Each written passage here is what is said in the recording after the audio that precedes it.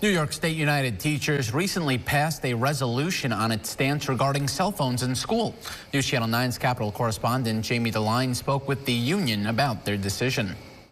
NYSUT supports a statewide policy requiring what it's calling a bell-to-bell restriction of students using personal devices such as cell phones, smartwatches, and earbuds. Jamie Safone, Executive Vice President of NYSUT, tells us why. It's really in favor of creating distraction-free environments for our students, prioritizing their mental health, as we know social media can have an effect on, and really support positive interactions with peers throughout the school day. However, NYSUT does support exceptions for instruction and safety needs. The union also wants the restrictions to be designed locally with input from parents and those in the education field. We've seen many schools have pouches or those shoe sleeves to put your phones in.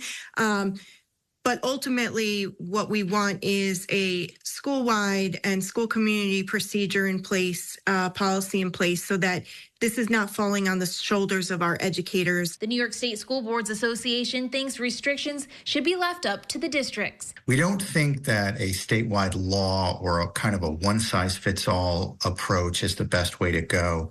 We think it would be better for local school districts to solve these issues kind of on a case-by-case basis in their communities. He believes this is a job for school boards. The school boards are elected by their communities. They live in their communities, and they're closest to the teachers and the administrators, parents, students, and they can actually obtain the input of all of these stakeholders and put together a policy that makes sense. Albert also says students should have their voices heard on the matter since they will be impacted by the policy. Reporting in Albany, I'm Jamie DeLine.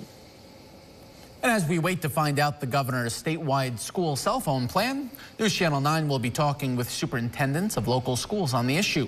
Be sure to join us at 5:30 on Tuesday, October 8th. And we want to hear from you. Submit your questions on cell phones in schools by emailing your stories at localsyr.com.